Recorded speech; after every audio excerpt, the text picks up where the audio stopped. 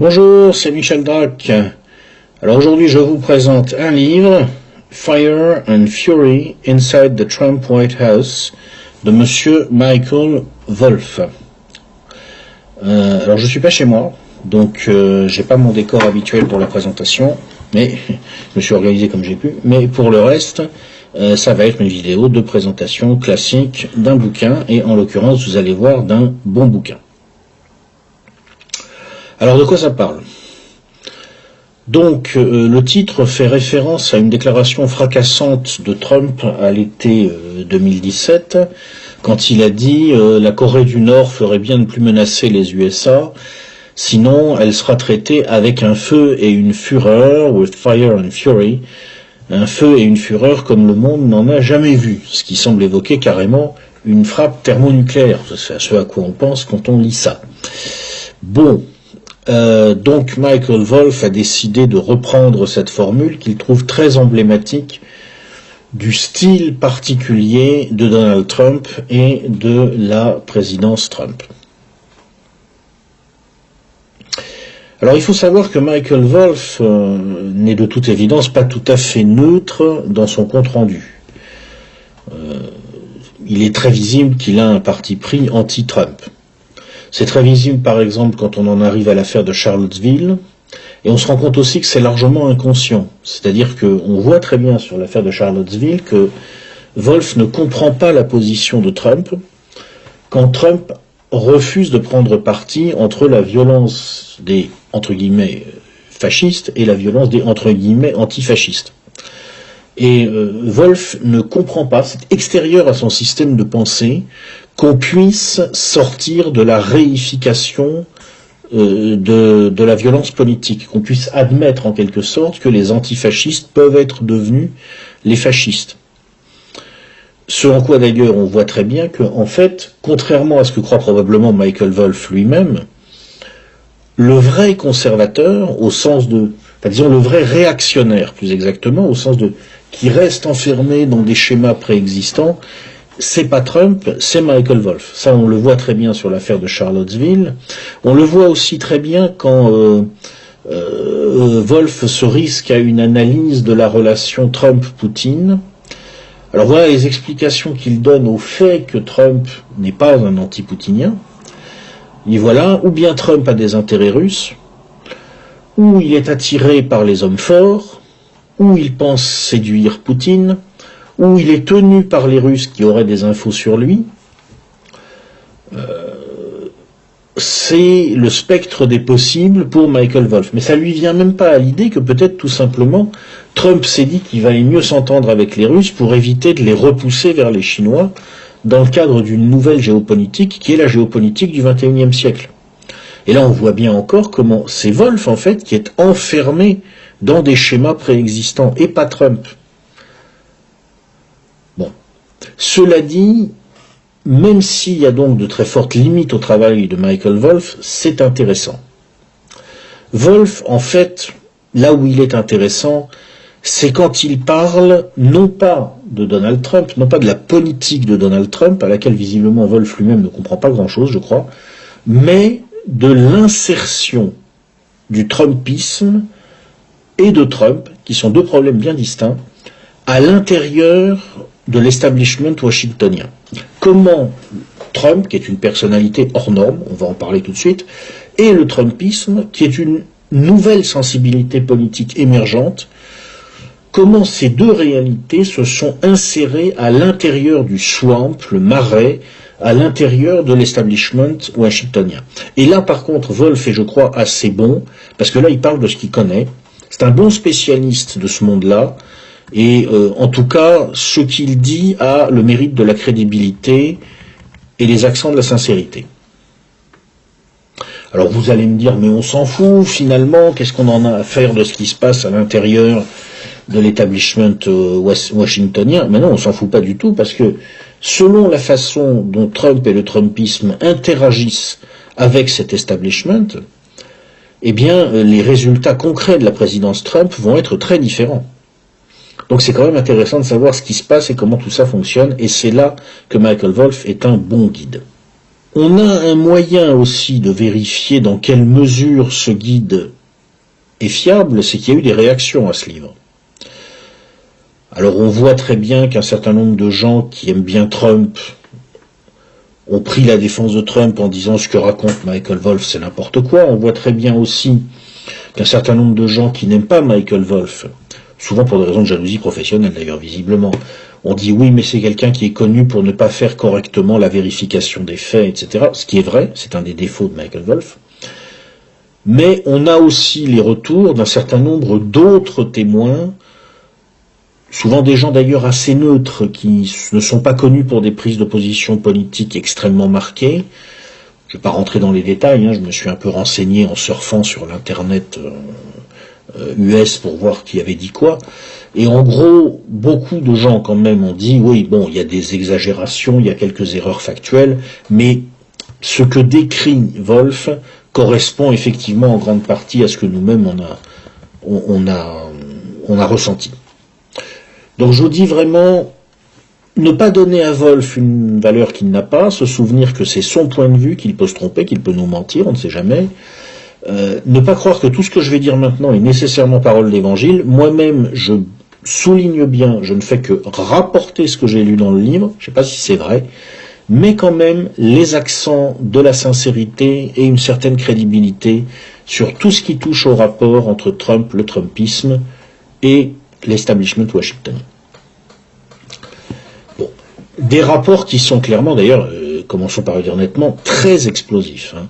D'ailleurs, Wolff lui-même reconnaît que Trump n'est pas traité comme les autres présidents par les médias. Normalement, il y a une certaine déférence à l'égard du président des États-Unis. Ça n'est pas le cas avec Trump. Et Wolff cite par exemple une affaire emblématique. Le New York Times, qui n'est clairement pas le quotidien le plus trumpiste des États-Unis, c'est le moins qu'on puisse dire, a publié, peu après l'arrivée de Trump à la Maison-Blanche, une histoire, sans grand intérêt d'ailleurs, mais qui visait manifestement à le ridiculiser. Trump, paraît-il, ne trouvait pas les interrupteurs dans sa chambre, il ne pouvait pas éteindre la lumière dans sa salle de bain ou je ne sais quoi. Donc il est sorti de sa chambre, il n'y avait personne pour lui dire. Alors il a erré dans les couloirs de la Maison-Blanche, en robe de chambre, voilà, bon. Ça n'a aucun intérêt, naturellement, mais juste ce qui est intéressant, c'est que un autre président, on n'en aurait même pas parlé. Peut-être qu'Obama aussi n'a pas trouvé l'interrupteur quand il est arrivé. Peut-être que lui aussi, il a été obligé de sortir dans le couloir en disant, bon. Mais avec Trump, on l'a su. Parce que c'est Trump et parce que le New York Times avait décidé de ridiculiser Trump, quitte à raconter des trucs comme ça sans aucun intérêt. En même temps, ce qui explique, je crois assez bien Michael Wolff, c'est que Trump est probablement lui-même en partie responsable de ces malheurs. C'est-à-dire que l'intensité du heurt entre Donald Trump et l'establishment washingtonien vient aussi du fait que la Maison-Blanche de Trump, c'est la maison des fuites. Et paradoxalement, le plus grand producteur de fuites, c'est Trump lui-même. Et Wolff explique des choses assez sidérantes, je veux dire, sur le président des États-Unis, qui éprouverait, semble-t-il, le besoin compulsif d'appeler au téléphone énormément de monde. C'est une manie qu'il aurait, en fait, le soir, il se couche assez tôt, ce qui est fréquent, je crois, en fait, chez les Américains. Donc, il va s'enfermer dans sa chambre à 18h30 avec un cheeseburger et 3 télévisions. Bon, c'est un Américain, je précise, il faut se souvenir qu'on a affaire à un Américain, donc ça, c'est pas une personne normale. Bon. Et là, il passe 2 heures au téléphone, tout en zappant d'une télé à l'autre, à appeler des copains pour se lamenter. Il semble qu'il ait une sorte de besoin maladif de se confier. C'est pas quelqu'un qui sait se taire. Et ça, c'est très très mauvais pour un homme de pouvoir. En général, les hommes de pouvoir sont plutôt des gens qui savent se taire. On disait parfois, à une certaine époque, que le grand point fort de Staline, la raison pour laquelle il avait réussi à triompher dans les luttes de pouvoir au Kremlin, et à se maintenir si longtemps, c'était que dans un pays où tout le monde avait tendance à parler un peu facilement, parce que les Russes sont assez bavards en général, comme moi, lui, il fermait sa gueule. Staline était peu causant. Ben, c'est pas le cas de Trump, visiblement. Lui, il appelle les gens au téléphone, et parfois pour leur raconter tout et n'importe quoi. Et forcément, ça fait que ce qu'il raconte est répété, déformé, amplifié, et fini dans le New York Times. Donc il s'auto-sabote aussi en partie. Une autre raison pour laquelle il est en partie responsable de ces malheurs, c'est que Trump, visiblement, ne sait pas construire une image institutionnelle. Il continue à tweeter. Il fait maintenant comme il faisait avant, c'est-à-dire qu'il a été élu président des États-Unis et il continue tous les matins à tweeter. C'est-à-dire le soir, il est au téléphone avec son cheeseburger et ses 3 télés et il appelle ses potes pour pleurnicher. Et le matin, il est avec son téléphone portable en train de tweeter en rafale. C'est une communication originale pour un président des États-Unis. Normalement, c'est des gens qui ont plutôt tendance à essayer de rendre leurs paroles relativement rares. Pas lui. Alors ces tweets sont parfois assez révélateurs en fait d'un tempérament de post-adolescent. C'est-à-dire que par exemple, Trump a essayé d'avoir de bonnes relations avec une partie des médias, dont entre autres une journaliste qui s'appelle Madame Mika Brzezinski. Oui, c'est la fille de Zbigniew Brzezinski. Comme quoi le monde est petit. Mais vous allez voir, quand on va rentrer après dans le récit, que le monde est vraiment très petit, parce qu'entre Mika Brzezinski et Henry Kissinger, tout le monde est encore là, il n'y a pas de danger. Trump a essayé d'avoir de bonnes relations avec elle, et puis ça s'est mal passé pour différentes raisons, on ne va pas rentrer dans les détails. Alors quand ça s'est mal passé, Trump a décidé de se retourner contre Mika Brzezinski et de l'attaquer. Et alors, on a eu un président des États-Unis d'Amérique qui a tweeté des attaques personnelles du genre quand elle est venue à Mar-a-Lago dans ma résidence l'an dernier, elle avait un problème parce qu'elle venait de se faire un lifting et ça s'était mal passé, quoi. C'est l'attitude d'un président d'un chef d'État, ça non. Donc là, quelque part, Trump est en partie responsable de ces problèmes. Sur la campagne de Trump, le livre est relativement évasif, parce qu'en fait il est centré sur la Maison Blanche de Trump. Cela dit, il y a quand même quelques anecdotes qui sont assez intéressantes. Wolf nous montre une campagne finalement qui a été efficace, et efficace un peu, je dirais presque par erreur. C'est-à-dire que la thèse de Michael Wolff, qui est peut-être vraie, je ne sais pas, peut-être fausse, peut-être vraie, mais c'est qu'en fait Trump ne voulait pas vraiment gagner. Il aurait dit à certaines personnes, avant le résultat des élections, qu'il allait sortir de la campagne avec une marque d'une valeur bien plus grande qu'avant. Il ne faut pas oublier que Donald Trump, au départ, c'est une star de la télévision, et un magnat de l'immobilier qui se vend en vendant ses immeubles. La tour Donald Trump, il y a son nom dessus. Le Trump Center, il y a son nom dessus. C'est un type qui cherche à donner de la valeur à sa marque. Il fonctionne comme ça. Et pour Michael Wolff, en fait, au départ, Trump a voulu être candidat pour donner de la valeur à sa marque, pas vraiment pour devenir président. L'idée, c'était plutôt, je vais faire une campagne qui va donner une énorme valeur à ma marque, je vais perdre, et je dirais que c'est parce que l'élection a été volée, et puis comme ça, ensuite, j'aurai une marque d'une valeur phénoménale. Le management de sa campagne était convaincu qu'il allait perdre. Presque tout le monde était convaincu qu'il allait perdre.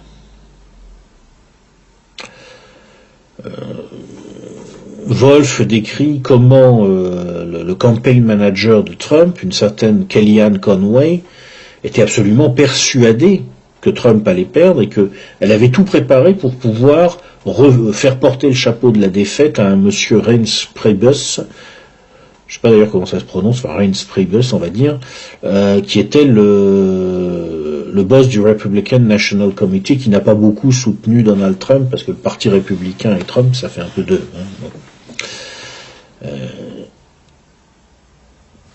Et à la grande surprise de Trump probablement lui-même, de son équipe et de tout le monde, il a été élu.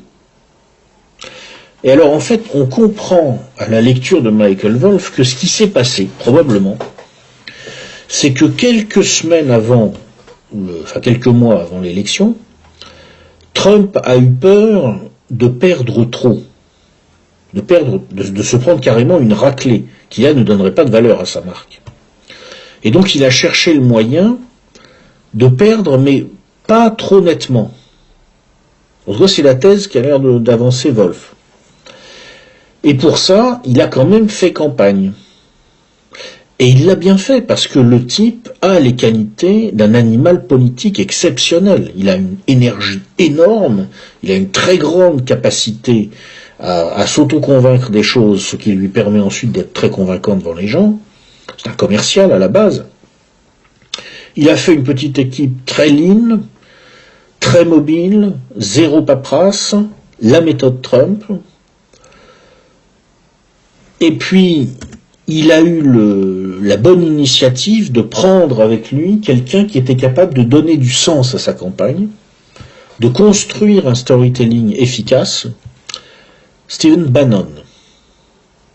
Stephen Bannon, c'est un type qui vient, on va dire pour simplifier, de ce qu'on appelle l'alt-right, même si c'est très compliqué déjà de définir ce que c'est que l'alt-right. Enfin, disons, c'est cette droite, on va dire, entre guillemets, néo-réactionnaire, on va appeler ça comme ça, qui émerge aux États-Unis depuis un certain nombre d'années, qui ne se confond pas avec l'ancienne moral majority, la majorité morale, vous savez, les évangéliques, c'est une chose, et puis il y a cet autre ensemble qui est un peu bizarre, qui est surtout né sur Internet, et là on trouve Stephen Bannon, et c'est Bannon qui a donné probablement à Trump exactement la ligne que Trump devait suivre. Avant, il avait déjà commencé, parce que c'est un type qui sait parler à l'Amérique profonde, à faire un peu ce qu'il fallait, c'est comme ça qu'il a gagné les primaires, mais pour gagner l'élection elle-même, il avait besoin de quelqu'un qui allait injecter plus de sens dans sa campagne, et ça a été le travail de Stephen Bannon. Pourquoi Trump sait parler à l'Amérique profonde, d'ailleurs c'est intéressant de le noter, Wolff lui-même l'explique sans comprendre pourquoi il explique l'élection de Trump. C'est-à-dire que, comme je vous disais, Wolff est un homme du passé. Il ne comprend pas ce qui est en train de se passer aux États-Unis. Et à un moment, il se fout de la gueule de Trump en restituant une anecdote assez drôle. Comment, dans un avion, Trump, qui essayait de draguer une gonzesse, ce qui est une activité assez permanente chez Donald Trump apparemment, essaye de la convaincre qu'elle doit l'accompagner dans un bled, alors je ne sais plus lequel c'est, je crois que c'est Atlanta ou Atlantic City, je ne sais plus, enfin bon. Et elle lui dit, enfin la personne qui est avec cette dame dit, ah non, il faut pas aller là-bas, c'est rempli de white trash. Et la personne en question, la fille en question que Trump essaye de draguer n'est pas américaine, elle ne sait pas ce que c'est qu'un white trash, et elle demande, mais qu'est-ce que c'est un white trash? Et Trump lui répond, avec cette franchise, ce caractère direct qui est sa marque de fabrique, oh ben c'est des gens comme moi, seulement ils sont pauvres. Alors Wolff raconte ça, évidemment c'est pour se foutre de la gueule de Trump, parce que Wolff fait partie de cette Amérique des grandes métropoles, de cette Amérique des New-Yorkais qui se fout de la gueule des white trash. Mais en fait, il explique l'élection de Trump sans s'en rendre compte. Qu'est-ce qui fait que Trump a si bien su parler à l'Amérique profonde? C'est qu'il est un white trash. Il le dit lui-même. Il le dit lui-même. Et c'est très drôle de voir comment Wolff restitue ça en pensant que il va couler Trump, en disant « Ouais, regardez, il le dit lui-même, c'est un white trash ». Et en fait, il explique pourquoi Trump est un personnage intéressant et pourquoi, en dépit de toutes ses outrances, on ne peut pas le balayer d'un revers de main. Ce que la présence de Trump à la Maison-Blanche veut simplement dire que les white trash américains sont en train de se révolter. Et moi, je trouve que Michael Wolff devrait y réfléchir bien et plus profondément avant de se foutre de la gueule de ce que représente Donald Trump, parce que je ne doute pas un instant que Michael Wolff soit beaucoup plus cultivé que la majorité des white trash américains, mais je pense aussi qu'il y a beaucoup plus de mecs qui peuvent s'identifier à ce que Trump lui-même appelle les white trash que de Michael Wolff aux États-Unis. Bon, c'est une remarque en passant. Quoi qu'il en soit, On va quand même s'arrêter un moment sur la description du président Trump par Michael Wolff, parce que elle est riche en anecdotes assez croustillantes, et elle est quand même intéressante, parce que c'est un type qui est encore là probablement pour quelques années, et on ne sait jamais, il faut aussi pouvoir anticiper un peu sur ses mouvements. Alors comme je vous disais, Wolff le décrit vraiment comme un commercial. Comme un commercial qui a fait une partie de sa carrière dans le showbiz. C'est-à-dire que avec lui, tout est question d'image, tout est question de personne. Il a les tripes du commercial, il positive en toutes circonstances, c'est un battant. Il a une grande capacité à ressentir de l'enthousiasme et à le transmettre. C'est aussi un négociateur de type commercial, c'est-à-dire que sa stratégie n'est pas très fine, elle repose sur l'excès, elle joue beaucoup sur la flatterie, donnée et reçue. D'ailleurs, Trump est extrêmement sensible à la flatterie, semble-t-il. Elle n'est pas dénuée d'agressivité, et d'une agressivité qui peut être parfois contre-productive. Mais ce commercial, en même temps, il faut le signaler, parce que c'est un commercial et qu'il a donc les qualités d'un commercial, quand il a les forces d'un commercial, l'instinct, la tripe, l'hyperactivité, il a toutes les faiblesses d'un commercial à qui on demande brutalement de devenir président des États-Unis. D'abord, si j'en crois Wolff, il a un très faible niveau de culture générale. Il a très peu lu, en fait. Il connaît bien la construction immobilière, parce que c'est son domaine. Mais à part ça, finalement, il connaît pas grand-chose. Il semble qu'il soit atteint du syndrome d'inattention, ce qui est très fréquent aux États-Unis. Wolff dit que Trump est totally television. C'est le premier président too much TV, si vous voulez.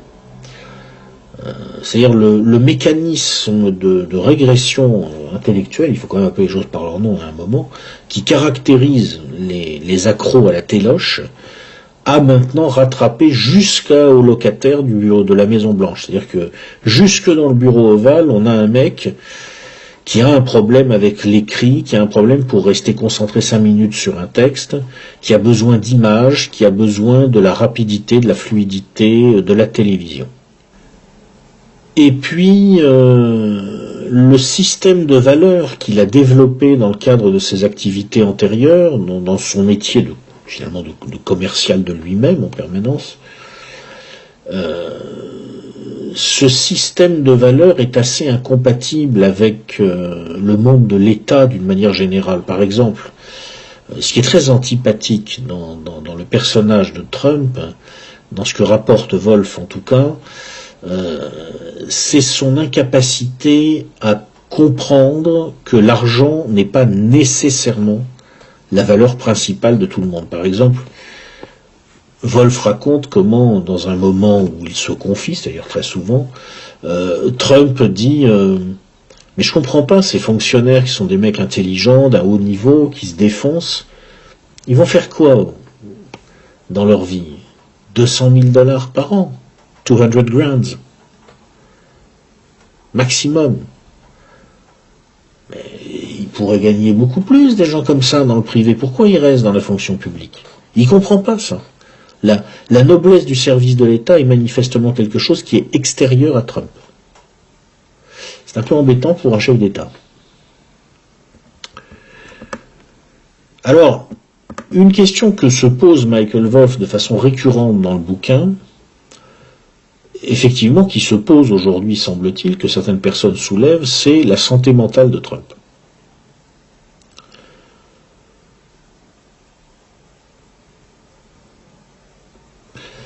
C'est difficile de répondre à cette question-là, surtout que, comme je vous disais, Wolff n'est pas un témoin neutre.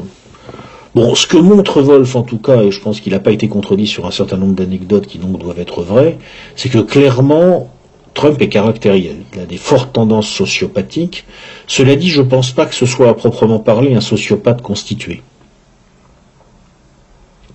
C'est le genre de type, si vous voulez, Sur 60 minutes de réunion, il y en a 54 qui vont être consacrées à des histoires qu'il raconte, surtout à propos de lui-même.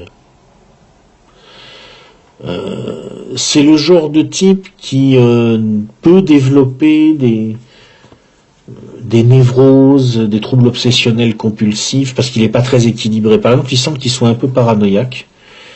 Il a peur d'être empoisonné. Et ce serait, paraît-il, pour ça qu'il aimerait aller manger chez McDonald's, d'après ce que dit Wolf. Alors je vois pas très bien en quoi le fait d'aller manger chez McDonald's n'empêche d'être empoisonné, mais enfin, encore une fois, on est chez les Américains, hein, donc bon. Lui, il trouve que c'est bien parce que la bouffe est préparée à l'avance et personne ne sait d'où elle vient. Moi, justement, ça me rassurerait pas, mais bon, c'est un Américain.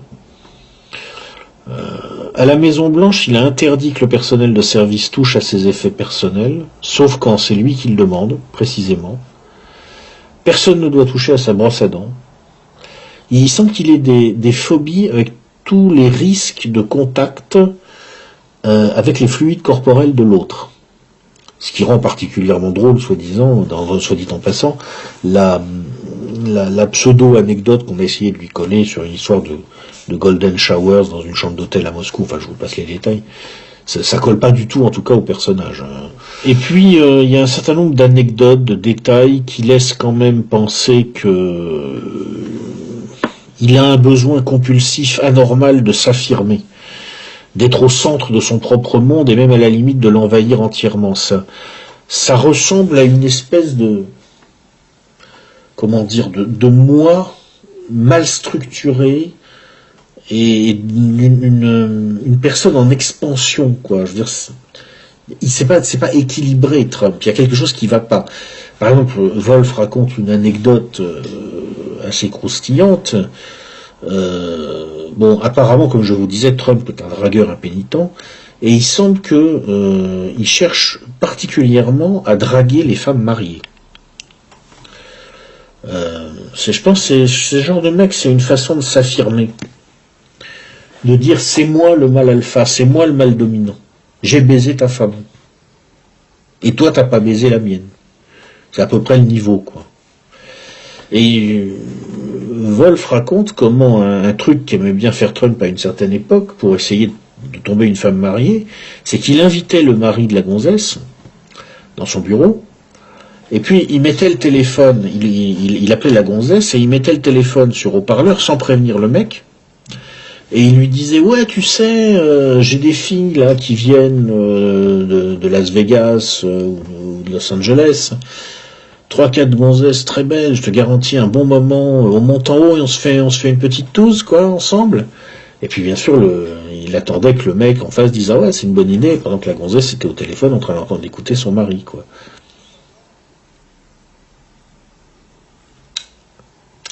Ladies and gentlemen, the President of the United States of America. Oh, ça craint. Là, il faut reconnaître que ça craint. Ce passage-là, ouais, ça tâche, hein. Bon, est-ce que c'est vrai, est-ce que c'est pas vrai, j'en sais rien. Enfin, c'est ce que dit Michael Wolff et ça colle assez bien avec la personnalité d'ensemble. Moi, j'ai rencontré des mecs comme ça qui avaient un problème d'équilibre, qui avaient besoin de dominer, qui avaient besoin d'arnaquer les autres pour s'affirmer, ou quitte à baiser leur femme même. Voilà, le mec, le taré, quoi. Il y a un côté un peu taré chez Trump, il faut le dire. En tout cas, c'est l'impression que donne Wolff. Le plus gros problème en tant que président des États-Unis, cela dit pour Trump, c'est, vu son caractère instable, vu son besoin d'être admiré, vu son besoin à la fois de dominer et de séduire, c'est qu'il est extrêmement vulnérable à son entourage. Il est très sensible à la flatterie. Et apparemment, il est très peu rancunier. C'est-à-dire qu'il suffit d'aller le flatter, de s'inscrire même symboliquement dans le cercle de ses dépendants, et il va revenir vers vous, même si jusque-là vous étiez sa bête noire.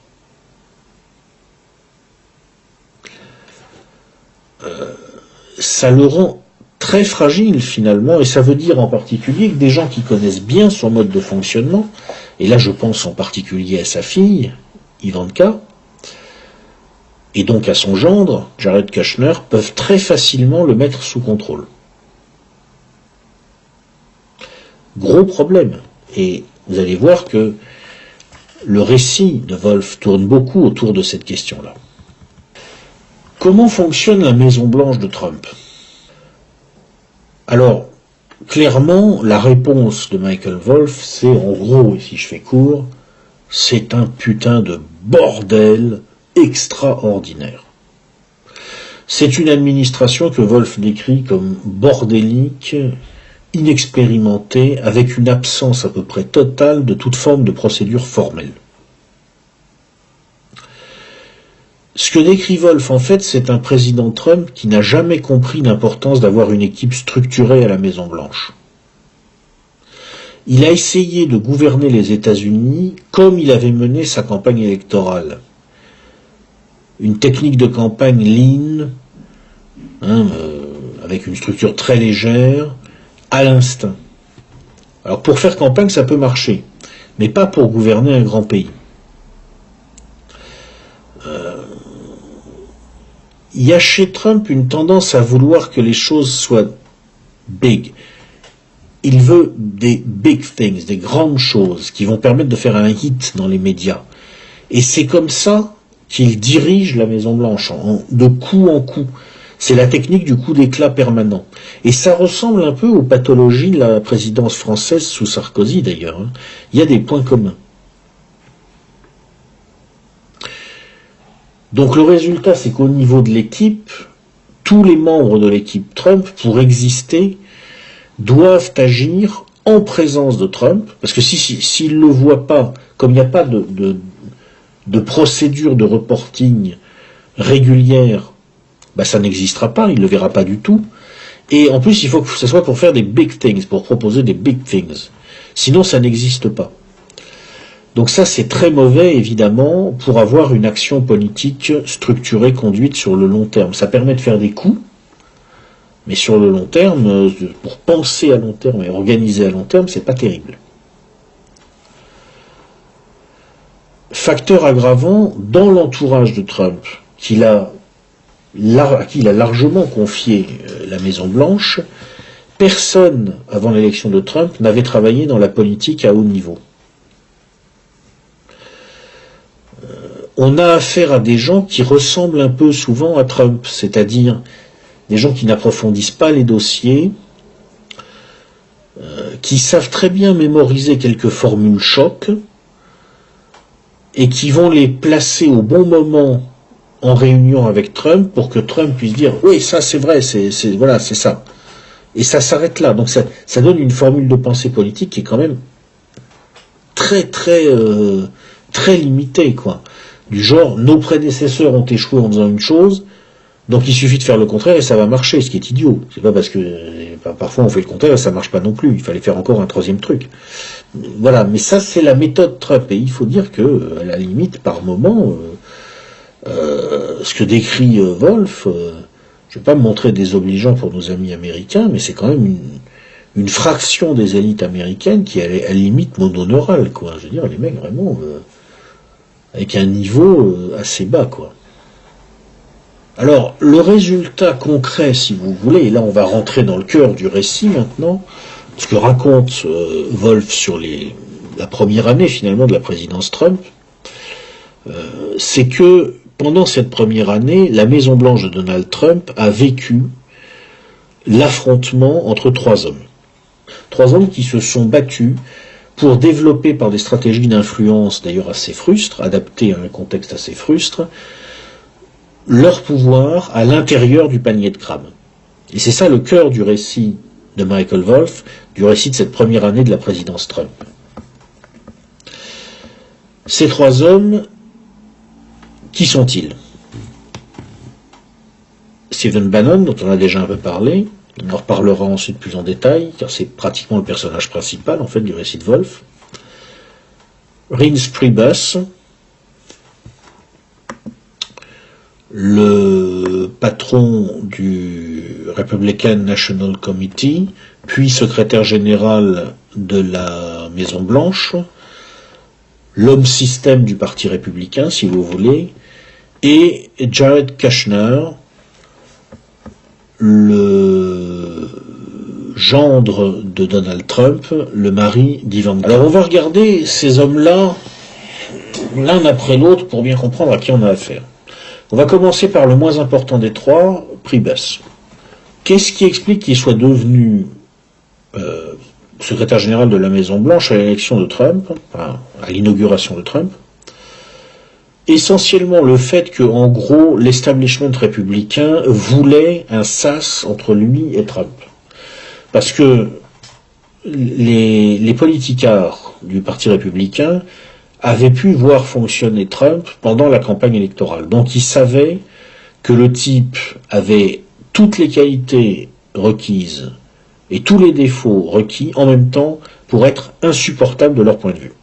Donc ils ont mis un mec qui était chargé de faire le filtre, et ce mec c'était Reince Priebus. Donc il s'est retrouvé dans une situation très difficile parce qu'il était secrétaire général en titre, mais dans la réalité, le fonctionnement bordélique de l'administration Trump a fait que il y avait en quelque sorte deux autres secrétaires généraux qui pouvaient constamment marcher sur ces plates-bandes, qui étaient Stephen Bannon et Jared Kushner. Il a quand même essayé de poser un minimum le cadre de fonctionnement, en particulier avec une secrétaire générale adjointe qui s'appelait Kathy Walsh, qui est restée quelques mois avant de se barrer en disant en gros c'est une maison de fous, il est impossible d'y organiser quoi que ce soit, et qui est je pense une des principales sources de Michael Wolff. Je pense que c'est l'une des principales sources, avec de toute évidence Stephen Bannon par ailleurs qui a beaucoup dû parler à Wolff.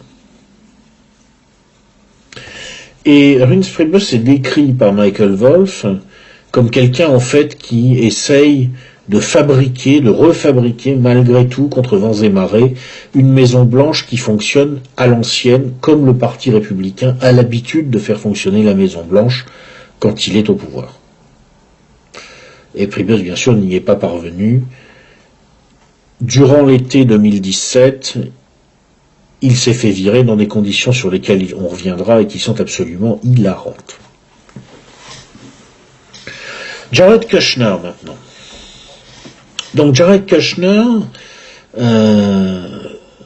c'est un peu à la fois l'homme clé, on va dire, des milieux juifs, et d'au moins une partie du grand patronat américain à l'intérieur de la Maison-Blanche. C'est pas un poste, une position normale pour lui, c'est pas du tout un mec qui aurait dû se retrouver là. Alors lui, il s'est vraiment retrouvé là parce qu'il a épousé la fille du patron.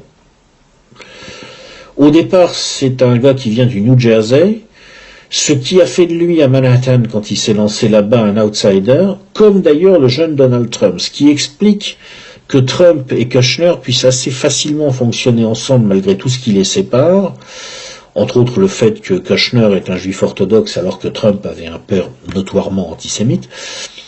Mais ils ont expérimenté le même syndrome américain du self-made man, même si les deux viennent de familles très riches, mais ils ont tous les deux été en fait des types qui étaient très riches au New Jersey et qui ont dû après réussir à New York, réussir à Manhattan.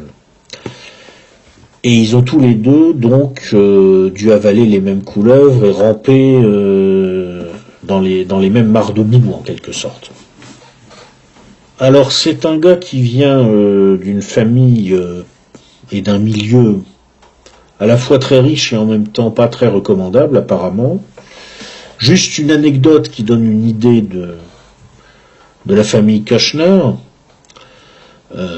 Il semble que ce soit Kushner qui ait barré un des concurrents de Reince Priebus pour le titre pour le poste de secrétaire général à la Maison Blanche, un monsieur qui s'appelait Chris Christie, ex-gouverneur du New Jersey. Et en fait, ce type se serait retrouvé en conflit avec Jared Kushner parce que quand il était attorney général, il a envoyé le père de Jared Kushner en prison, si j'ai bien compris, pour une sombre histoire.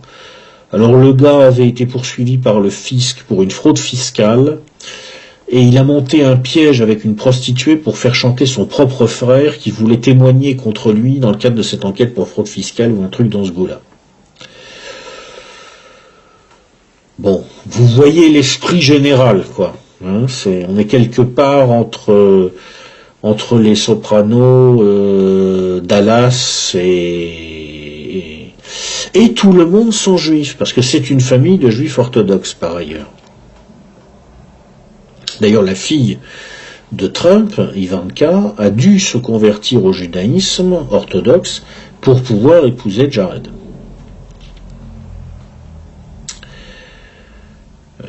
Bon, l'élection de Trump dans ces conditions a eu des conséquences très importantes pour Jared Kushner, c'est-à-dire que jusque-là, il était en fait plutôt mal vu au sein de sa propre communauté, parce que donc c'était un peu un juif orthodoxe dont la famille n'avait pas des comportements toujours très juifs orthodoxes. Qui a dit si c'est des comportements de juifs orthodoxes? Non, ce ne sont pas des comportements de juifs orthodoxes, on ne généralise pas, s'il vous plaît. Mais là, évidemment, quand le type s'est retrouvé gendre du président des États-Unis, là, d'un seul coup, le regard des gens change sur vous. Il est devenu le gars qui sait faire marcher Ivanka, et Ivanka étant la nénette qui sait faire marcher son père, elle est une des rares personnes qui arrive à appuyer presque systématiquement sur le bon bouton pour faire marcher le Donald.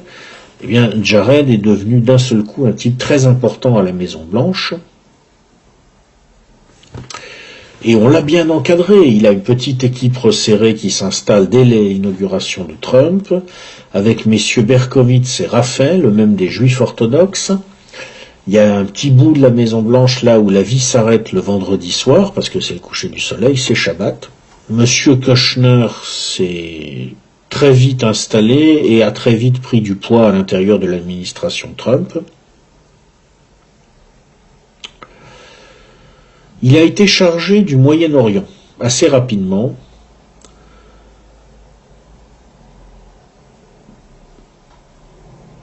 Pour quelle raison cette mission? Alors, à l'intérieur de l'administration Trump, d'après ce qu'a l'air de dire Wolf, beaucoup de choses, beaucoup de décisions ont été prises parce qu'elles correspondaient à un état des rapports de force, à un état des stratégies d'acteurs à un instant T à l'intérieur du panier de crabes. Il semble en fait que Kushner ait hérité de sa mission sur le Moyen-Orient parce que Bannon était pour, il y voyait un piège dans lequel Kushner tomberait, et Kushner lui-même a accepté parce qu'il s'est dit en gros, là à partir de là j'aurai une vraie carrure politique. Et puis il ne faut pas oublier que M. Jared Kushner, accessoirement, c'est un point de détail naturellement, est aussi un ami personnel d'un certain Bibi Netanyahou.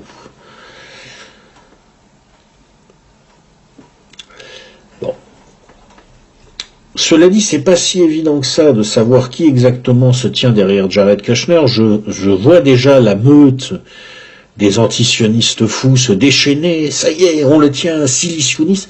Oui, certes, silicionniste, c'est vrai avec Kushner, mais il y a aussi pas mal de monde derrière lui qui n'est pas nécessairement pote avec Bibi Netanyahou. On sait que depuis qu'il est arrivé à la Maison-Blanche, Jared Kushner bénéficie des conseils d'un vieux monsieur, qu'il appelle régulièrement un certain Henry Kissinger. Et comme on le sait, Kissinger a toujours eu un rapport assez complexe avec les milieux sionistes. Il a été accusé d'ailleurs d'être antisémite. Il fait partie, je crois, des gens qui savent très bien que la vraie base de puissance des milieux pro-Israël n'est pas Israël. Israël, à la limite, c'est... Moi, ça me fait penser à cette tactique, vous savez, des officiers romains qui jetaient l'aigle ou l'enseigne de leur centurie dans les rangs de l'adversaire pour motiver les légionnaires à l'attaque. Mais en fait, c'est un symbole, si vous voulez, c'est un pion avancé. La vraie base de puissance n'est pas là, et je pense qu'Henry Kissinger le sait très bien. Il a accompagné Kushner depuis le début. C'est quelqu'un qui a sans doute en tête des solutions de rechange déjà pour Donald Trump. Kissinger a assisté à la chute de Nixon dans les années 70, donc il sait ce qui se passe quand un président des États-Unis se met trop de réseau à dos.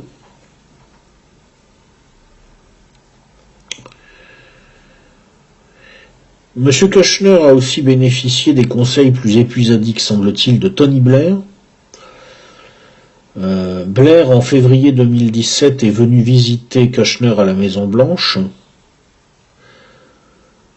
C'est là qu'il a fourni des informations à Jared Kushner sur le fait que peut-être les services britanniques avaient espionné la campagne Trump.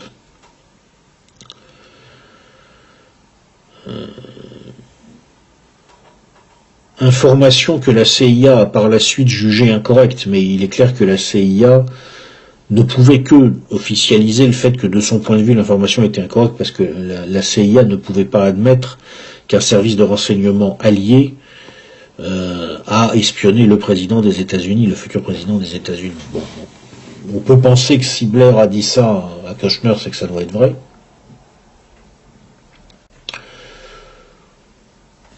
Derrière Kushner, on trouve aussi, évidemment, et je pense que là on touche à la carte principale dans le jeu de Jared Kushner, on trouve Goldman Sachs.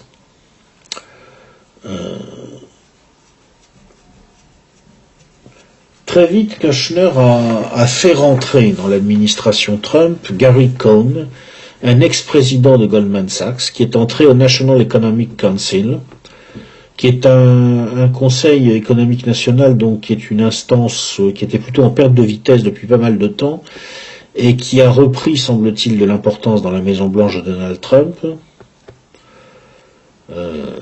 Alors, qu'est-ce que Gary Cohn va faire dans l'administration Trump? A priori, on ne comprend pas très bien, parce que c'est un démocrate mondialiste. Il s'est toujours défini comme ça. Mais là, il s'est temporairement reconverti en mec de centre droit, de toute évidence, parce que on lui a dit, écoute, il nous faut quelqu'un à l'intérieur pour impulser la politique qu'on veut impulser. L'essentiel, c'est qu'on ait une Maison Blanche business friendly, au sens où l'entend Goldman Sachs, c'est-à-dire Goldman Sachs friendly, en gros. Et Cohn, qui était lui-même un type en perte de vitesse dans le milieu ultra compétitif des banksters, a donc accepté d'aller se risquer dans une administration Trump qui, du point de vue de ces gens-là, n'est intéressante ni en termes de rémunération, ni en termes de carte de visite. Mais voilà, une fois positionné à la tête du National Economic Council, Cohn est évidemment parfaitement en place pour que, quelles que soient les orientations de l'administration Trump, ça ne nuise pas aux intérêts bien compris de Goldman Sachs. Voilà ce que raconte en substance Michael Wolff, et il n'a jamais été contredit là-dessus. Sur le plan politique, Jared Kushner a essayé de concilier un parcours qui au départ l'a plutôt rangé dans le camp démocrate, avec un ralliement au trumpisme qui en théorie ne colle pas avec ce parcours. Donc, il semble qu'il ait voulu, par exemple en prenant la défense du programme d'aide aux enfants d'immigrants illégaux, devenir en quelque sorte symboliquement la voix des liberals, au sens américain du terme, à l'intérieur de l'admin Trump. Bon.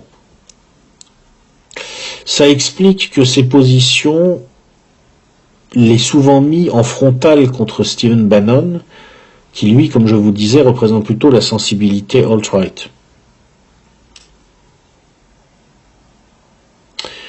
Et c'est cette opposition Kushner-Bannon qui a essentiellement traversé l'administration Trump pendant la première année, Priebus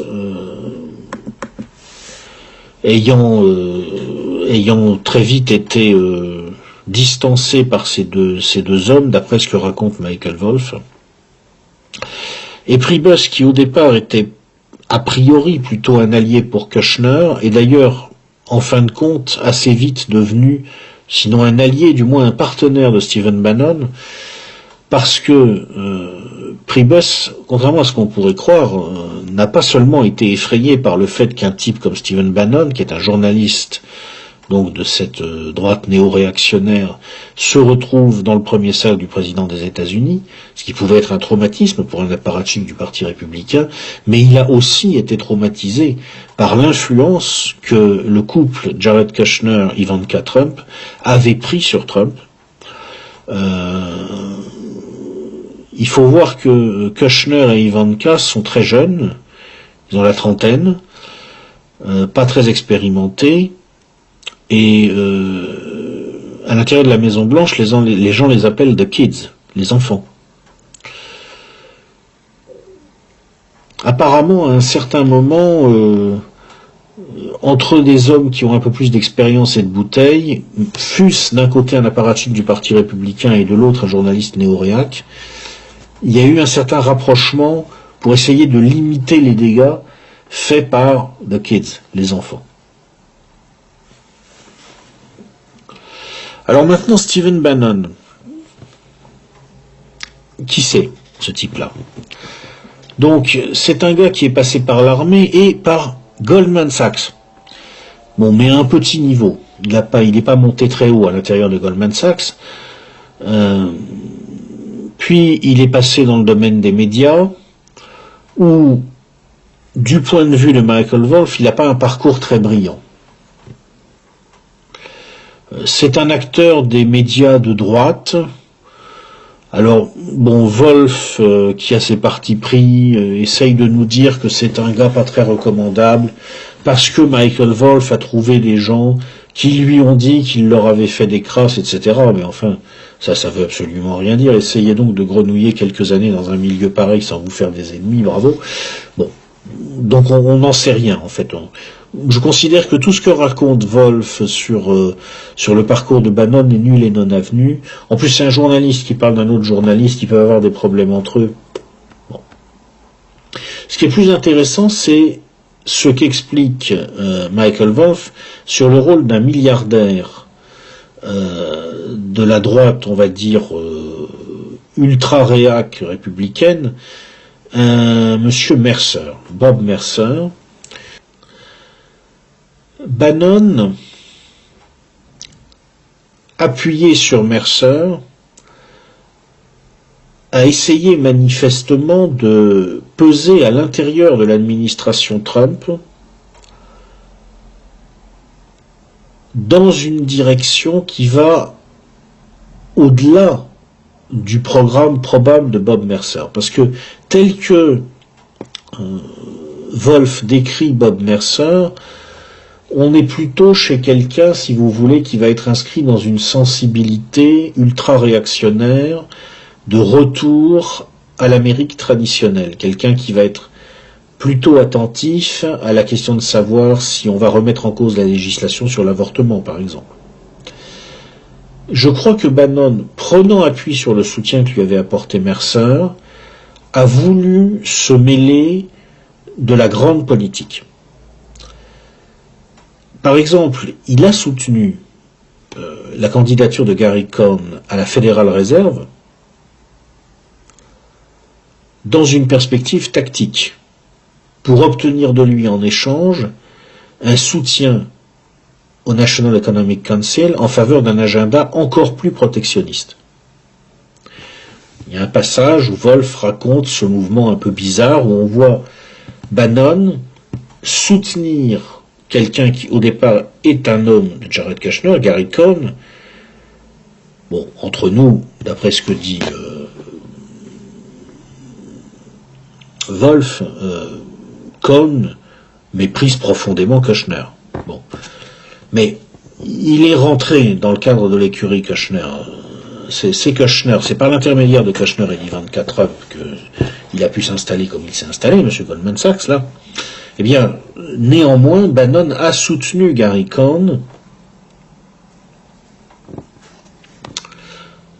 dans le cadre d'un deal qu'il a essayé de construire pour avoir un agenda encore plus protectionniste au National Economic Council.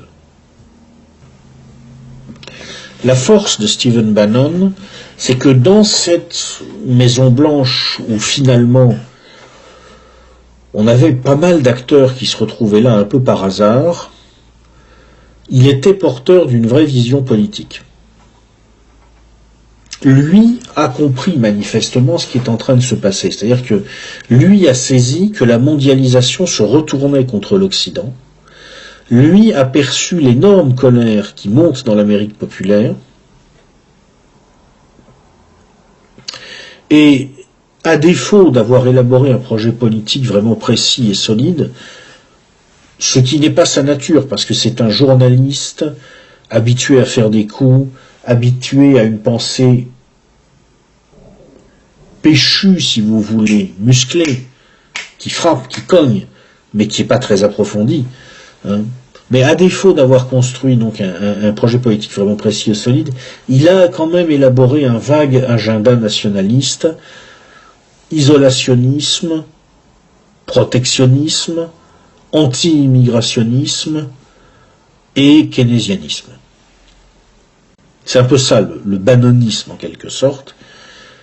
Et ce qui s'est passé à l'intérieur de la Maison-Blanche, manifestement, c'est que il y a une sensibilité qui, vue de l'extérieur, a ressemblé au trumpisme, mais en fait c'était le bannonisme. C'est-à-dire que c'était Stephen Bannon qui représentait cette sensibilité. Ce qui s'est passé à la fin du cycle, quand Bannon s'est fait virer à l'été 2017, c'est tout simplement que on s'est aperçu que le trumpisme, en fait, d'une certaine façon, n'existait pas, que ce qui avait existé, c'était le bannonisme. C'est un petit peu le message que nous passe Michael Wolff. Alors on va regarder maintenant un peu plus en détail comment ça s'est passé, par quelle suite, par quel enchaînement le trumpisme donc a dévoilé sa vacuité, on a découvert le bannonisme derrière et comment Stephen Bannon s'est fait éjecter pour finir. Les premiers jours de la présidence Trump ont été totalement chaotiques.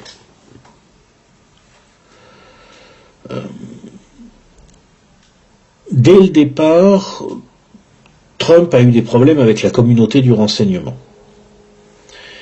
Alors il semble qu'il ait réussi quand même à trouver un modus vivendi avec la CIA. Wolff raconte une scène absolument extraordinaire. Le jour de son inauguration, Trump se rend au siège de la CIA à Langley. Alors on lui a préparé un discours, c'est Bannon qui lui a préparé un discours, il n'en tient aucun compte, parce qu'il est Donald Trump, et le Donald fait ce qu'il veut. Et en gros, si vous voulez, sous le regard mi-atterré, mi-sidéré des hauts cadres de la CIA, il leur a tenu un discours qui faisait un peu le genre campagne électorale de Donald Trump au fin fond du Middle West, quoi. C'est un discours qui aurait fait un tabac dans l'Oklahoma ou le Nevada. Mais là, il était devant les cadres de la CIA. Et c'est très drôle ce que raconte Wolff, le décalage culturel extraordinaire entre ce gars qui est, comme il le dit lui-même, un white trash mais riche, et les mecs de la CIA. Donc c'est très très amusant.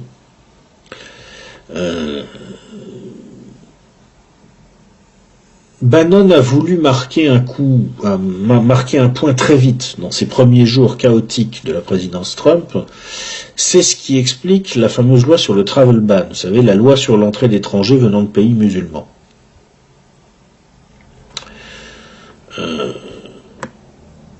Bannon a essayé de faire advenir très vite quelque chose qui allait marquer, en quelque sorte, l'engagement de Donald Trump sur la ligne bannoniste, en fait. C'est-à-dire sur cette ligne anti-immigrationniste.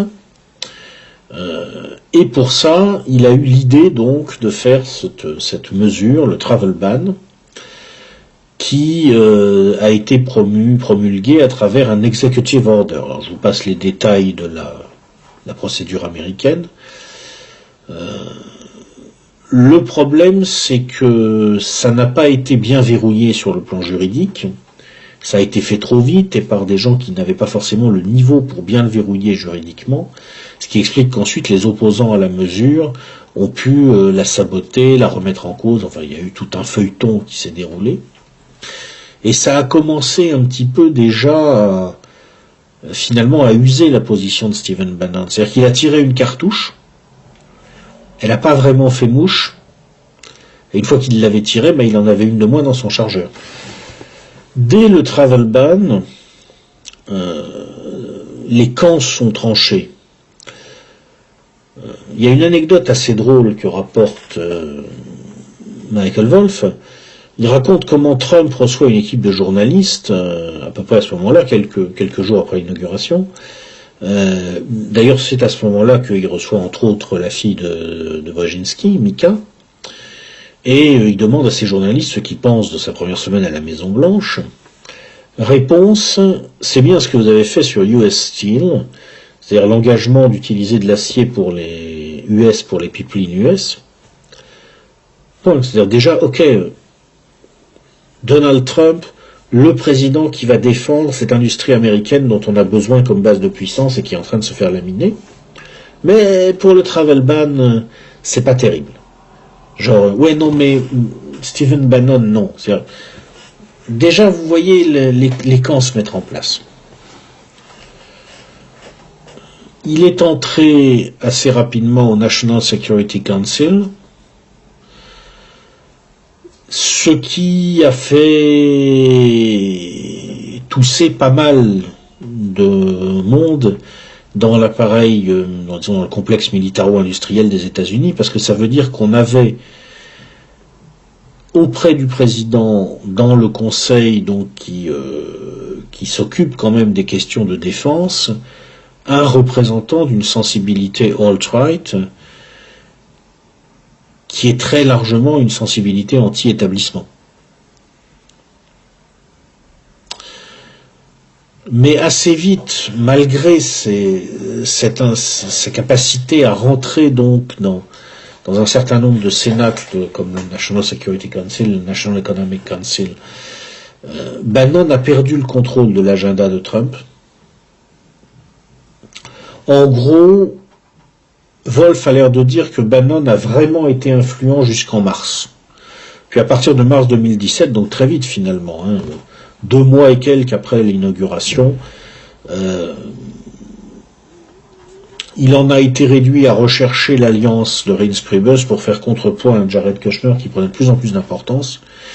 Alliance qu'il a en partie trouvée, encore une fois, parce que Priebus, qui n'aime pas Bannon, mais était encore plus inquiet de la capacité de désordre, de désorganisation du couple Jared Kushner-Ivanka. À ce moment-là, mars-avril, en gros, 2017, Bannon a failli se faire éjecter une première fois. Et en fait, pourquoi il s'est pas fait éjecter? Parce que Bob Mercer est resté avec lui. La clé de l'influence de Bannon, c'est Bob Mercer. C'est-à-dire qu'on a un type qui est là pour promouvoir cet agenda que nous, en Europe, nous appelons le Trumpisme, mais qui n'est pas le Trumpisme, qui est le bannonisme. Protectionnisme, isolationnisme, keynésianisme, anti-immigrationnisme. Et ce type prend appui sur le soutien d'un milliardaire qui est plutôt un milliardaire ultra-réactionnaire, qui n'a pas forcément exactement les mêmes idées, mais qui l'aime bien. Et il essaye de tirer l'administration Trump dans une direction qui n'est pas la direction que veut Jared Kushner, le gendre, l'homme derrière lequel on trouve Kissinger, Goldman Sachs, Bibi Netanyahu. Je crois que les camps sont relativement clairs, là, ils apparaissent assez bien. Et Bannon est sur le point de se faire virer très vite, et puis il ne se fait pas virer parce que Bob Mercer, qu'il aime bien, ne le lâche pas. Et en particulier, Mercer explique, en gros, semble-t-il, à ce moment-là, si vous virez Bannon, moi je vais lui donner Breitbart News, qui est un site extrêmement influent aux États-Unis, site depuis lequel Bannon pourrait faire très mal à l'administration Trump. Donc Trump, qui en a discuté, semble-t-il, directement avec Bob Mercer, accepte de garder Bannon, mais en lui laissant moins d'influence. Et pour calmer Kushner et Ivanka, qui font monter la pression sur Trump, avec Ivanka, n'est-ce pas, qui va voir son papa en se frottant à lui et en disant alors papa, pourquoi tu l'as pas viré, le méchant qui me fait du mal? Eh bien, pour calmer tout le monde, Trump offre un comité théodule à Kushner, The Office of American Innovation. En fait, c'est surtout un moyen pour Kushner d'avoir un appareil à lui, 100% maîtrisé à l'intérieur de la Maison-Blanche, de recruter des gens et de prendre de la place, je dirais presque physiquement, à l'intérieur du panier de crabes. À l'intérieur du capitalisme américain, Trump a fait un choix. Au National Economic Council, donc ce sont essentiellement des fonctionnaires qui siègent en permanence, mais il y a des entreprises qui viennent participer, qui viennent nourrir la réflexion du truc, c'est-à-dire en clair, passer leur cahier des charges. Et Wolf cite quelles sont les plus influentes, donc outre Goldman Sachs qui tient le machin pour le compte de Wall Street et des banques, en tout cas de Goldman Sachs d'ailleurs. C'est assez intéressant de noter qu'on est très Goldman Sachs chez Trump. Les autres grandes banques d'affaires ne sont pas là. Alors ça peut vouloir dire qu'elles ont délégué le truc à Goldman Sachs, ça peut aussi vouloir dire qu'il y a un désaccord entre banques d'affaires à Wall Street. To be continued, ça je ne saurais pas dire. En tout cas, sinon, qui on voit au National Economic Council, General Electric, General Motors, c'est le vieux capitalisme industriel américain. Clairement, le capitalisme de la nouvelle économie, le capitalisme qui faisait la pluie et le beau temps dans la Maison-Blanche d'Obama, Obama le mondialiste, Obama le libre-échangiste, ce capitalisme qui repose sur le modèle Apple d'intégration avec la Chine, ne tient pas le haut du pavé dans l'administration Trump. Ça explique pourquoi la Maison-Blanche de Trump, avec son National Economic Council présidé par Gary Cohn, propulsé par Jared Kushner, peut quand même recycler en quelque sorte une partie des thématiques bannonistes, la partie du protectionnisme qui arrange le grand capitalisme industriel américain, parce qu'il ne faut pas oublier que dans le protectionnisme, il y a deux acteurs qui peuvent être intéressés, la classe ouvrière et la classe moyenne, qui arrêtent d'être mises en concurrence avec les pays à bas salaire, mais aussi les patrons des grandes entreprises industrielles américaines. Et on voit très bien dans le récit de Michael Wolff comment la dynamique concrète, j'ai envie de dire du Trumpisme réellement existant, s'est nourrie d'une confusion entre les intérêts de cette partie de Corporate America et le discours populiste de Bannon. Voilà. Là, on a compris la vraie dynamique profonde, je crois, du Trumpisme réel, et on a compris pourquoi il a pu s'articuler temporairement avec le bannonisme. Un autre moment important dans le recul de Stephen Bannon, c'est la frappe américaine sur Khan Sheikhoun. Donc vous vous souvenez, le 4 avril 2017, en tout cas version officielle, le gouvernement syrien a attaqué une ville rebelle avec des armes chimiques. C'est la version officielle qu'on nous a présentée. Les Syriens eux-mêmes ont dit « Ah mais non, c'est pas nous du tout ». L'armée arabe syrienne a dit « Non, c'est pas nous qui avons fait ça ». Mais bon, c'est ce que les Américains ont choisi de dire. Bon, je dirais à la limite d'ailleurs, peu importe ce qui s'est vraiment passé. Ce qui compte, c'est ce qui s'est passé après, à savoir que autour de Trump à ce moment-là, tout le monde s'est mis d'accord pour dire qu'il fallait réagir, mais avec mesure. C'est intéressant, Wolff explique comment les débats se sont organisés. C'est intéressant de voir que, semble-t-il, la réflexion n'a pas porté sur qu'est-ce qu'on va faire concrètement pour déployer une stratégie précise en Syrie. Probablement parce qu'en fait, je crois, ils n'ont pas de stratégie précise en Syrie. Il s'est surtout s'agit de se montrer plus réactif qu'Obama pour donner l'impression à la population américaine, à l'opinion américaine, à la presse américaine, qu'on était plus efficace que Obama quand il s'agissait de faire face à la poussée des régimes autoritaires, les Iraniens, les Russes, etc.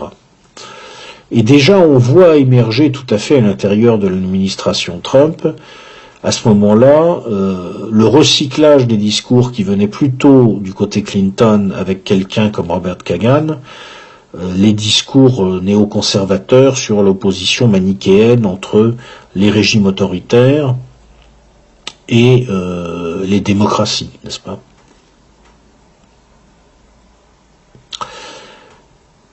Et Wolf a cette formule à propos de la situation, il dit faire quelque chose permettait de démontrer qu'on n'était pas obligé de ne rien faire, qu'on n'était pas limité à l'inaction. Je crois que ça joue un grand rôle effectivement à ce moment-là. Il faut voir encore une fois qu'on parle d'une administration américaine où le niveau est très bas. D'après ce que dit Wolf, en tout cas, le niveau de réflexion de la plupart de ces gens est très bas, à part Bannon, qui a une vision politique, le niveau de réflexion est vraiment très bas. Alors le général américain qui sert de conseiller à la défense à Trump à ce moment-là, c'est le général McMaster, qui est surnommé le général PowerPoint, car en tant que général, sa spécialité apparemment est de faire des PowerPoint. Eh bien lui, il est assez sur cette ligne, il dit qu'il faut faire quelque chose rapidement. Il veut surtout gérer sa carrière. Ce qu'a l'air de sous-entendre Michael Wolff, c'est que chez les hauts gradés de l'armée américaine, il y en a quand même beaucoup qui gèrent principalement leur carrière quand ils s'approchent du président des États-Unis, ce qui est compréhensible. Seul Bannon, à ce moment-là, a le courage de prendre position contre une action trop rapide et trop précipitée. Et c'est ce qui explique que ses adversaires vont ensuite tout faire pour le sortir le plus vite possible du National Security Council, pour qu'il n'ait plus l'oreille du président sur ces questions.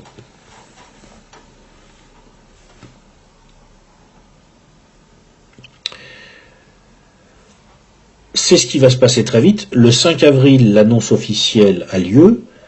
Steve Bannon est sorti du National Security Council, c'est-à-dire que c'est à partir du moment où on a eu l'affaire de Kanshekul, c'est allé très vite, Bannon a été éjecté. Pourquoi? Eh bien parce qu'on l'a vu, la vraie dynamique profonde du Trumpisme, c'est la reprise de contrôle de l'Amérique par le capitalisme à l'ancienne.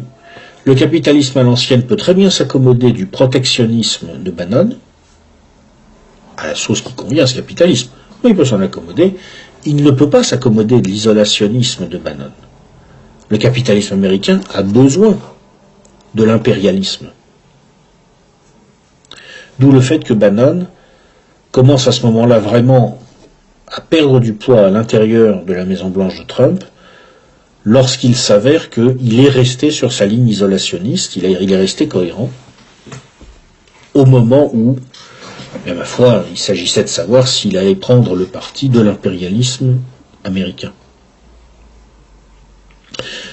Alors il y a un détail à ce moment-là qui est presque dramatique. Wolff raconte comment les partisans de l'intervention rapine, enfin cette frappe, pas une vraie intervention, c'est une frappe d'ailleurs plus médiatique et spectaculaire qu'autre chose. Wolff explique comment ils ont obtenu la décision de Trump. Ivanka sait exactement sur quel bouton il faut appuyer avec Donald Trump. Donc en gros, ce qui a dû se passer, c'est que McMaster avait préparé une présentation détaillée avec beaucoup d'informations, voilà ce qu'on sait, voilà ce qu'on ne sait pas, nous en déduisons que ceci. Elle a expliqué à Jared Kushner, c'est pas comme ça qu'il faut faire avec mon père, est-ce que tu as des photos? Donc ils ont mis des photos des victimes de l'attaque chimique, avec des petits-enfants syriens en train de mourir, en train de baver, parce que quand on a absorbé certains gaz, on se met à baver de façon horrible. Et ils ont montré les photos à Trump, et c'est ce qui a décidé Trump, d'après Wolff.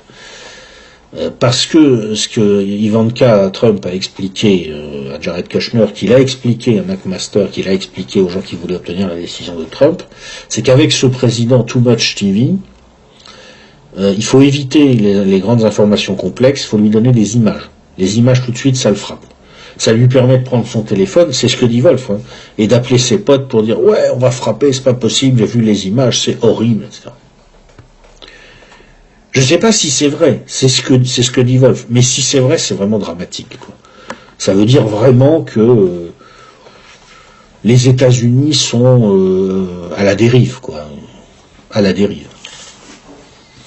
Quelque chose a ensuite retardé la chute de Stephen Bannon, qui était manifestement programmée pour se produire très rapidement, c'est l'affaire russe.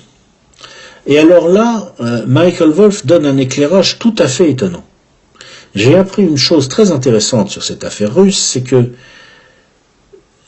si Trump a viré James Comey, le patron du FBI, qui enquêtait sur cette affaire russe, contrairement à ce qu'on nous a dit en Europe, apparemment ce n'est pas tellement parce que le FBI est en partie sous influence démocrate. Certes, le FBI est en partie sous influence démocrate, ça c'est vrai. On sait qu'il y a des liens entre certains cadres du FBI et le Parti démocrate, et même la campagne de Clinton. Et très clairement, on peut se demander si quelqu'un comme Comey n'était pas jugé parti. Mais c'est pas tellement ces enquêtes sur les liens supposés entre certains membres de la campagne de Trump et les Russes qui a provoqué son éviction, d'après Michael Wolff. C'est pas tellement la connexion Manafort, Flynn et les différents hommes d'affaires russes plus ou moins fréquentables, plus ou moins infréquentables, qui ont tourné autour de cette histoire. C'est surtout, semble-t-il, que l'enquête du FBI ne s'intéressait pas que aux liens de la campagne de Trump. Elle s'intéressait aux liens également de la famille Kushner avec certains hommes d'affaires russo-israéliens. On retombe là sur la question de qu'est-ce que c'est exactement cette famille Kushner, qu'est-ce que c'est exactement le parcours de Charlie Kushner, le père de Jaren.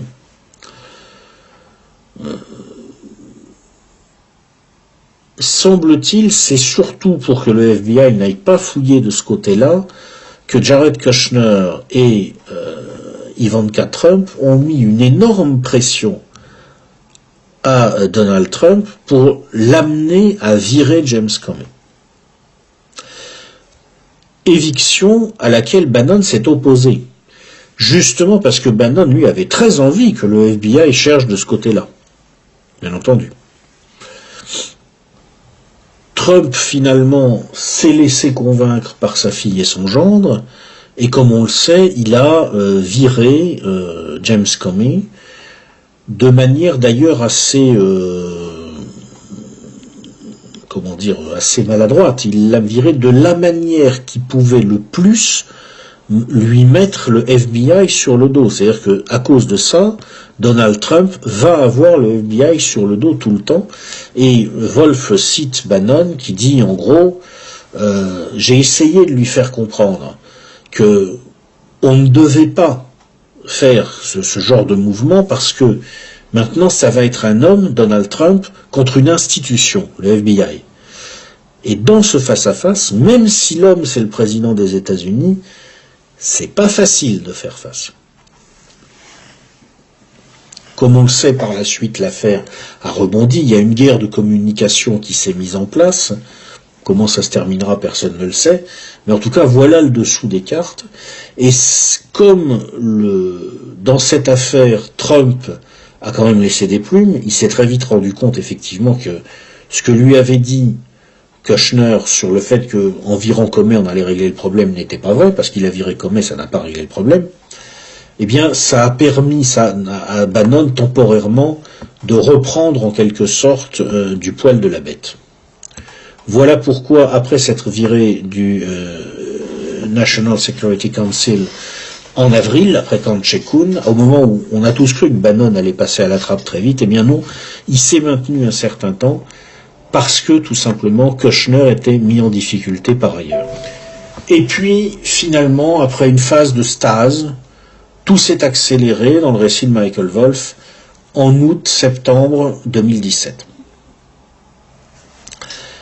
Alors là, on est dans le grand guignol, vraiment dans le grand guignol. Il y avait un type qui tournait autour de ce panier de crabes depuis un certain temps, qui est un monsieur Scaramucci. On dirait que c'est fait exprès, quoi. Il a fallu que le mec s'appelle Scaramouche, quoi. On dirait une blague, mais bon, c'est comme ça. Alors c'est une sorte d'affairiste new-yorkais qui qui avait des liens avec Donald Trump, etc., et qui voulait absolument rentrer à la Maison-Blanche. Et à la stupeur générale, pendant l'été 2017, il est nommé effectivement responsable com de la Maison-Blanche. Alors, Bannon et Priebus sont absolument sidérés, car ils considèrent, à juste titre d'ailleurs, la suite va bien le montrer, que Scaramucci est totalement incapable de tenir ce genre de poste, que c'est la dernière personne au monde qu'il fallait mettre sur ce poste. Et effectivement, ça ne rate pas. 3 ou 4 jours après avoir été nommé, Scaramucci se donne en spectacle de manière stupéfiante lors d'un dîner à la Maison-Blanche où se trouvent des journalistes. Il explique que Reince Priebus va se faire virer, ce qui d'ailleurs va arriver ensuite, mais les propos de Scaramucci ont accéléré le tempo. Trump n'avait pas prévu d'agir aussi vite ni comme ça, c'est Scaramucci qui a fait anticiper la décision en quelque sorte. Et il tient des propos tout à fait sidérants à propos de Stephen Bannon. Il faut dire qu'il est en état d'ivresse, M. Scaramucci, apparemment, quand il fait ça. Et là, il y a une anecdote assez comique. Apparemment, donc, devant des journalistes de l'hebdomadaire New Yorker, il dit, moi, je suis pas comme Stephen Bannon, j'essaye pas de sucer ma propre bite. Donc là, il y a un truc assez marrant, c'est que les mecs du New Yorker se sont fait un plaisir de faire du fact-checking. C'est-à-dire que aux États-Unis, avant de publier quelque chose sur quelqu'un dans une société hyper judiciarisée comme ça, on fait tout d'abord un fact-checking, c'est-à-dire on va vérifier les faits. Donc le lendemain matin, ils ont appelé Stephen Bannon pour lui dire, voilà, bonjour Monsieur Bannon, hier nous étions avec M. Scaramucci, il a parlé de vous, et nous voudrions vérifier les faits avec vous. Donc voilà, vous expliquez ce qu'a dit M. Scaramucci, voilà, c'est votre bite. Et donc, on peut imaginer la tête de Bannon. Bon. À la Maison-Blanche de Donald Trump, c'est assez extraordinaire, je veux dire. Toujours est-il qu'à la suite de cette affaire, tout s'est accéléré, ça a été un petit peu le détonateur. Donc, Scaramucci s'est fait virer, il est resté en poste 6 jours, ce qui est déjà long par rapport à ce que les autres s'attendaient à le voir tenir. Priebus a appelé Trump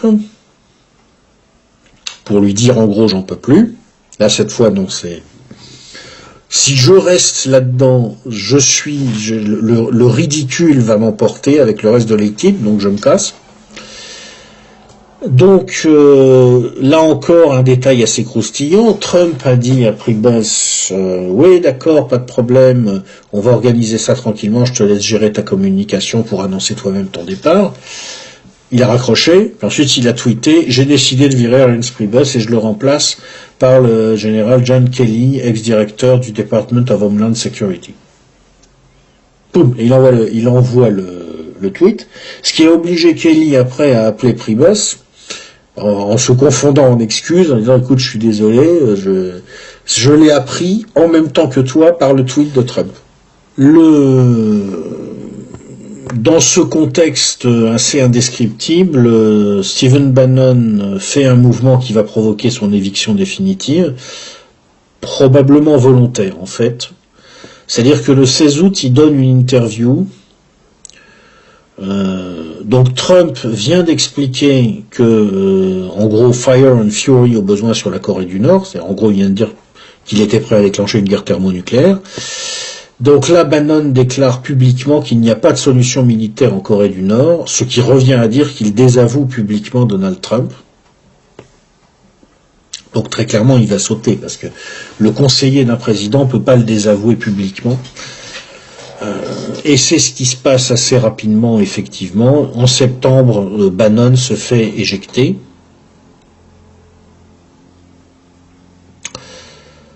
La suite des événements est à la fois triste et prévisible, c'est-à-dire qu'il essaye de capitaliser sur son passage à la Maison-Blanche. Il explique à Michael Wolff, qui cite Bannon à la fin du livre, que il va essayer d'être candidat en 2020. Et en gros, c'est vrai que s'il a le soutien de quelqu'un comme Bob Mercer, il peut, puisque pour entrer dans la course là-bas, comme partout ailleurs, il faut beaucoup d'argent, et Mercer en a. Et puis, dans les semaines qui suivent, on va voir Bannon, ça n'est pas dans le livre de Wolf, parce que le livre est sorti avant. On va voir Bannon se faire progressivement marginaliser, Mercer lui retirer son appui, sans doute parce qu'il a dû subir une énorme pression. Et avec Stephen Bannon meurt en fait, je pense, l'illusion que le Trumpisme était le bannonisme. Voilà ce que raconte en fait, à mon avis, Michael Wolff sur la façon dont les choses se sont passées à Washington ces derniers mois. Alors, quel est l'avenir selon Bannon maintenant pour Trump ? Alors d'après Wolff, Bannon lui a dit il y a 3 possibilités, et c'est à peu près une chance sur 3 chacune. Démission de Trump, impeachment, ou Trump finit son mandat. Mais s'il le fait, d'après Bannon, il essaiera même pas de se faire réélire. On verra. Là, je n'en sais rien. Autant je pense que, encore une fois, Wolff est très intéressant quand il parle de l'interaction entre l'ingérable Donald Trump et le swamp de Washington, autant je pense que Wolff peut se tromper très profondément, et Bannon aussi, sur la personne de Trump, qui est, je pense, beaucoup moins con que ces gens-là ne le croient. Sinon, il n'aurait pas fait la carrière qu'il a faite. Donc on va voir la suite des événements. La suite, ça peut aussi être le vice-président Pence, qui peut devenir quelqu'un d'important. Normalement, tant que Trump est président, Pence, il inaugure les chrysanthèmes, il fait son travail de vice-président. On le rôde un peu en l'envoyant faire quelques petites visites à l'étranger, ça lui donne un peu une image, et puis ça permet de lui apprendre à faire certaines choses. Il est allé récemment en Égypte et en Israël, c'est pas rien. Il est présenté par Michael Wolff comme finalement une des rares personnes, j'ai envie de dire, normales de la Maison-Blanche de Donald Trump.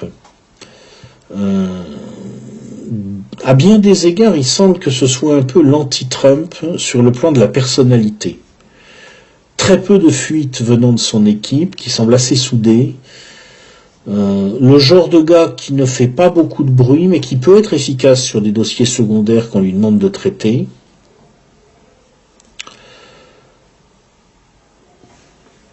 Un fabricant, un créateur naturel de calme et d'ordre. Le contraire de Trump, en fait. Je pense qu'il faut surveiller Mike Pence, parce que je ne sais pas combien de temps l'ingérable Trump va être laissé en fonction.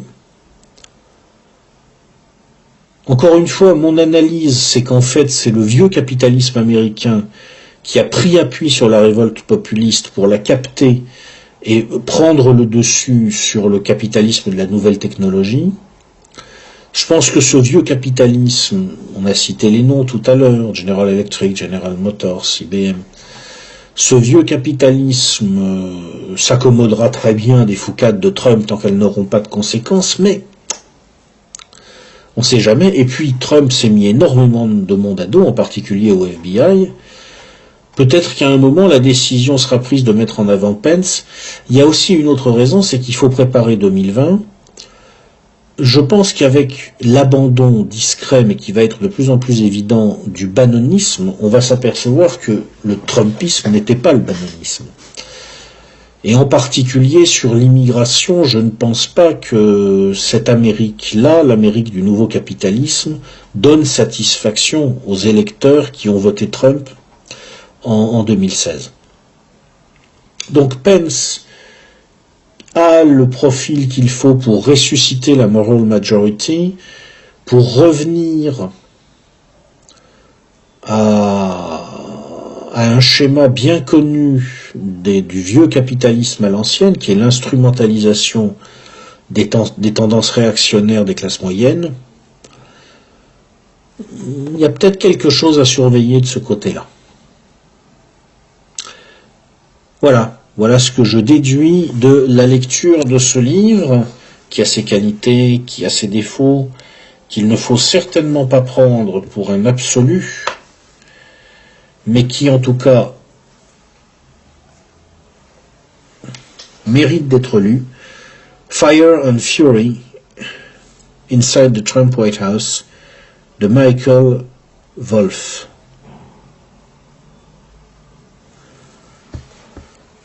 Alors, pour se remettre de notre voyage